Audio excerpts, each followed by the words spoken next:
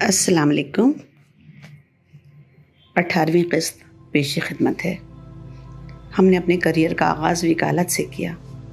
تب ہمارے سینئر وکیل نے ہمیں وکالت میں کامیابی کا پہلا اصول یہ سمجھایا تھا کہ موکل وکیل کی ظاہری حیثیت دیکھ کر مرعوب ہوتا ہے۔ قیمتی سامان سے مزین آفس، بڑی گاڑی اور بہترین لباس میں ملبوس رہ کر آپ تگڑی فیس طلب کریں گے تو موکل اسے آپ کی حیثیت کی شایان شان سمجھے گا، لیکن اس کے برخلاف معمولی حلیے میں آپ کے کیس لڑنے کی قابلیت مشکوک ہو سکتی ہے۔ اب فقیر منش ہاتھ جوڑ کر بات کرنے والا درویشانہ حلیے میں ملبوس کو دنیاوی ضروریات سے کیا لینا دینا؟ چنانچہ خیرپور میں 10 روز عشرہ پڑھنے کے بعد کاسے میں چند روپے بطور نذرانہ ڈال دیے گئے اور اوقات میں رہ کر پیر پھیلانے کے لیے اجرک تحفتاً دے دی گئی۔ یا ہاتھ جلا لائے یا راکھ اٹھا لائے، اب تک تو نہ ہاتھ آئی تاروں کی زمام اے دل۔ نوحے کے لیے لوگوں کا مطالبہ بڑھتا جا رہا تھا، جبکہ احمد ہفتے میں 2 یا 3 نوحے ہی لکھ پاتے تھے۔ نے مشورہ دیا کہ لکھے ہوئے نوحوں کی کتاب لے آئیں۔ دوستوں کے اس خیال نے احمد نوید کی خوش گمانی کو یقین میں بدل دیا تھا کہ کتاب ہاتھوں ہاتھ بکے گی اور نوحہ خاں بھی اس میں سے نوحے نکال کر پڑھ سکیں گے اور ان پر لکھنے کا دباؤ بھی کم ہو جائے گا۔ ایک شاعر اپنی شاعری سے ہی پیسے کمانا چاہتا ہے کہ اسے اور کوئی کام بھی نہیں آتا، چنانچہ حالات کے پیش نظر مشورہ بھی بڑا برمحل تھا۔ ان کی نوحوں کی ایک کتاب شام عاشوراء کے بعد چھپی، اس کی رونمائی امام بارگاہ خیر العمل میں کی گئی۔ شاعر اہل بیت سے عقیدت رکھنے والے ہر شخص کو تعلق خاص کے دعوے کے ثبوت میں کتاب آٹوگراف کے ساتھ تحفتاً چاہیے تھی، یعنی مفت۔ لیکن تمام عقیدت مندوں کا شاعر کو یہ پرخلوص مشورہ ضرور ملا کہ نوید بھائی کسی کو کتاب مفت مت دیجیے گا۔ جاتے جاتے ہمیں بھی احمد نوید پر کڑی نظر رکھنے کو کہا گیا کہ بھابھی خیال کیجیے گا، بھائی میں حد سے زیادہ مروت ہے، کسی کو بھی کتاب مفت نہ جانے پائے۔ 200 کتابیں مفت تقسیم کرنے کے بعد 300 کتابیں گھر آ گئیں۔ خدا بھلا کرے ان کے کرم فرما دوست اقتدار شاہ جی کا کہ وہ یہ ساری کتابیں اپنے گھر لے گئے۔ ان کی بیوی نے ڈیفنس کی امام بارگاہ میں کھڑے کھڑے ساری کتابیں مومنات کے ہاتھ فروخت کر کے رقم احمد نوید کے حوالے کر دی۔ ایک روز مالک مکان کے ہاں مجلس تھی۔ رشی رامش گھر سے ذرا فاصلے پر میدان میں کھیل رہے تھے۔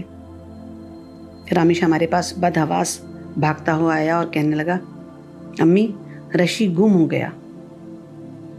ہم اس کا ہاتھ پکڑ کر تیزی سے میدان میں آئے۔ رامش نے ایک چوڑی سی باؤنڈری دیوار کی طرف اشارہ کر کے بتایا کہ رشی اس دیوار پر چل رہا تھا کہ غائب ہو گیا۔ مغرب کا وقت تھا، اندھیرا پھیل رہا تھا، لوگوں نے دیوار کی طرف گاڑیاں پارک کی ہوئی تھیں، اندھیرے میں کچھ نظر نہیں آ رہا تھا۔ ہم نے پہلے تو اپنے اوسان بحال کیے، پھر رامش کا ہاتھ پکڑے دیوار کے ساتھ لوگوں کے پھینکے گئے کوڑے میں اپنے بچے کو آنکھیں پھاڑ پھاڑ کر تلاش کرنے اور اسے آوازیں دینے لگے۔ ہماری آوازوں نے اثر کیا اور کچھ لڑکے رشی کو گود میں لیے ہماری طرف آئے۔ ایک لڑکے نے اس کے سر پر ہاتھ رکھا ہوا تھا۔ رشی بدحواس تھا، اس کے سر سے خون بہہ رہا تھا، وہ ہمیں پہچان بھی نہیں رہا تھا۔ فی الحال یہی غنیمت تھا کہ وہ مل گیا تھا۔ لڑکوں نے بتایا کہ یہ بچہ بدحواسی کے عالم میں چکر لگا رہا تھا۔ ان کی گود سے رشی کو لے کر ہم بھاگتے ہوئے النور اسپتال پہنچے، جو چند قدم کے فاصلے پر ہی تھا۔ اس کے سر میں ٹانکے آئے اور کہیں 30 گھنٹوں میں اوسان بحال ہوئے، یادداشت واپس آئی۔ آج بھی یہ واقعہ سوچ کر دل کی عجیب حالت ہو جاتی ہے۔ بہت سے اگر دل بند کرنے لگتے ہیں۔ بچے جوان ہو گئے ہیں، مگر ہمارے دل کی سراسیمگی کا وہی عالم ہے۔ دل آگے خطرہ ہے کہہ کر ہمیں سہماتا رہتا ہے، لیکن ہم بچوں کے سامنے خود کو پوری طرح نارمل اور ان کی فکر سے بے نیاز رکھنے کی کوشش میں مصروف رہتے ہیں۔ بچوں پر اپنی کیفیت عیاں کرنے کا کوئی فائدہ نہیں۔ वसवसों में घिरी माँ की बेकरारी उनके दिल में बहुत जल्द मुंतकिल होने वाली है, जब अपने बच्चों की खुशी और उनके तहफ़्फ़ुज़ का ख्याल हमा वक्त उनका दिल आबाद रखेगा। बात कहाँ से कहाँ निकल गई। मौला का चेहलुम करीब आ रहा था। चेहलुम के मौके पर असदारों की कसीर तादाद इराक़ और शाम का रुख करती है। उसी दौरान मलीर जाफर तैयार में रहने वाले अहमद की एक मद्दा नाम जहाँ तक याद पड़ता है अम्मार को ख्वाब में मौला की ज़ियारत हुई। वो अहमद के पास आए और कहा कि आपने सबसे ज़्यादा बीबी ज़ैनब के मसाइब पर ही नौहे पड़े हैं। मौला ने मुझे बीबी की रोज़े पर आपके साथ हाज़िरी का हुक्म दिया है। अम्मार ने ख्वाब की ताबीर की तकमील के लिए टैक्सी, जहाज़ और होटल, पाकिस्तान से वापसी के सारे खर्चात नहायत खंदा पेशानी से खुद ही उठाने का इंदिया दिया। अहमद ने कभी मुल्क से बाहर सफ़र न किया था, इसलिए पासपोर्ट भी न था। अर्जेंट पासपोर्ट बना। नवंबर का महीना था। मुल्क शाम में सख्त सर्दी का एहतमाल था। हम लाइट हाउस के लुंडे से एक लॉन्ग कोट, दस्ताने और कुछ गर्म कपड़े ले आए। सच्ची बात तो ये है कि हम जिन हालात से गुजर रहे थे तो ख्वाब में भी जहाज़ में बैठने का तसव्वुर नहीं कर सकते थे। अम्मार के मुक़द्दस ख्वाब की ताबीर को सच करने के लिए वो तो महंगी तरीन सवारी जहाज़ में बैठकर रवाना हो गए, पर हमारी कितनी रातें ये सोचते कटी कि दिल वाले भी खूब हैं। चाहे तो बरगज़ीदा हस्तियों की अक़ीदत में अपने ख्वाब पूरे करने के लिए किसी खाक नशीन को उड़न खटोले पर बिठा दें, और चाहे तो मसाइब झेलने वाले दरवेश के पाँव के छालों को भी अनदेखा कर दें। 15 रोज़ बाद अहमद वापस आ गए। हमारी सास अब बेड पर आ गई थी कि ज़िंदगी में परहेज़ ही रह गया था, और परहेज़ भी ऐसा कि ज़माने मौजूद की याद भी दिमाग ने दिल के लिए ममनू कर दी थी। 80 के सिन में वो अपना बचपन जी रही थी। अनीस हाउस के बड़े बड़े कमरों, नौकरों चाकरों का जिक्र करती, अपनी सहेलियों को याद करती।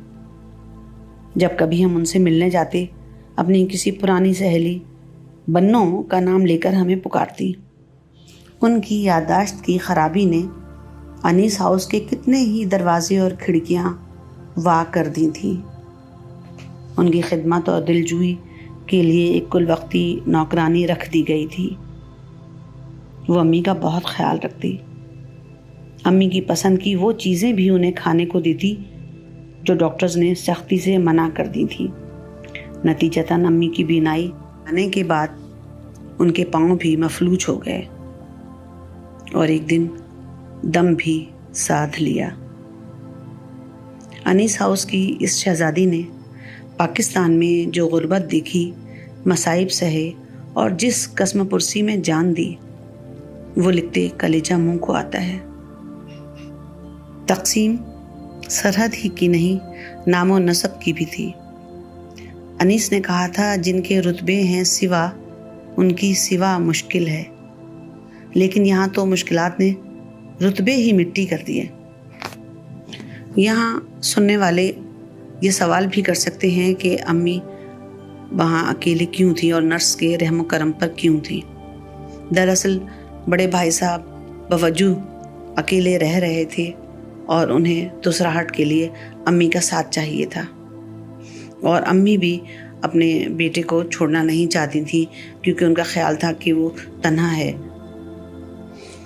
अम्मी के इंतकाल के बाद हमारे छोटे देवर ने भी घर बसा लिया था। इस दौरान हम कॉलेज की नौकरी छोड़कर आगा खान स्कूल में पढ़ा रहे थे।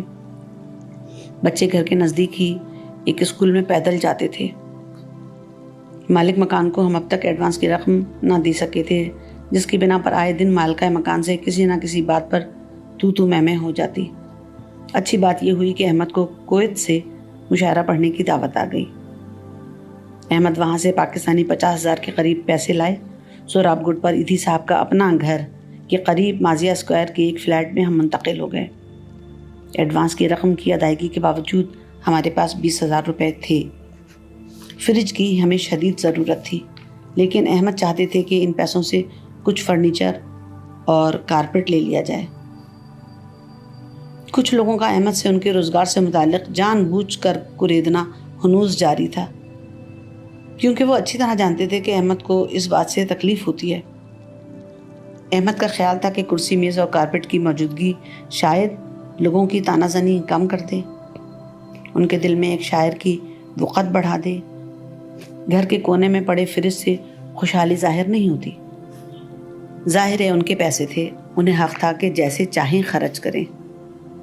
آخر ہم بھی تو اپنے تنخواہ ہر ماہ اپنی مرضی سے مکان کے کرائے، بچوں کی اسکول کی فیس اور ان کے لیے پھلوں کی خریداری میں پھونک ڈالتے تھے۔ اور جب یہی بات ہم نے احمد سے کہی تو انہوں نے ہنس کر کہا، یہ تو اپنا اپنا نصیب ہے۔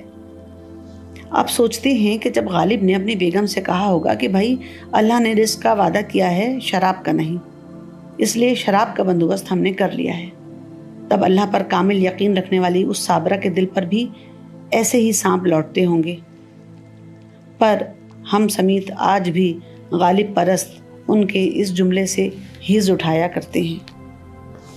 فرنیچر نے گھر کی ویرانی کو خاصا کم اور احمد کے اعتماد میں اضافہ کر دیا، لیکن اب جو فریج آتے آتے رہ گیا تھا، اس کے باعث دن میں 2 مرتبہ آٹا گوندھنا، صبح شام خراب ہونے کے خیال سے تھوڑا سا سالن بنانا، نوکری اور چھوٹے بچوں کی دیکھ بھال کے ساتھ زندگی بہت مشکل لگنے لگی تھی۔ دل چاہتا کارپیٹ پر پیٹرول چھڑک کر تیلی دکھا دیں، صوفے بھی خود بخود بھسم ہو جائیں گے۔ 6 مہینے بعد جب یہ شارجہ گئے اور وہاں سے پیسے لائے، تب گھر میں فریج آیا اور کچھ سہولت میسر آئی۔ دل میں لگی آگ کچھ ٹھنڈی ہوئی اور اس عرصے میں ہماری طرف سے انہیں ملنے والے تانوں کا خاتمہ ہوا۔ لیکن وہی بات ہے نا کہ عورت معاف کر دیتی ہے، بھولتی نہیں۔ سو ہو نہیں سکتا تھا کہ اس عظیم واقعے کو یاد نہ کیا جائے۔ یہ تو تھی 17ویں قسط۔ اگلی قسط میں ہم ان کے سوتیلے بھائی کجو کا ذکر کریں گے، جنہیں شادی کا بہت شوق تھا، لیکن الفاظ کی ادائیگی ان سے درست نہ ہو پاتی تھی۔ نم آنکھوں سے کبھی آپ ان کے قصے کو سن کر ہنسیں گے اور کبھی روئیں گے۔ لیکن ایک بات یاد دلاتی چلوں کہ بیل آئیکن کو پریس کر لیجئے تاکہ آپ کو آنے والے اقساط کا نوٹیفیکیشن بر وقت مل سکے۔ اللہ حافظ۔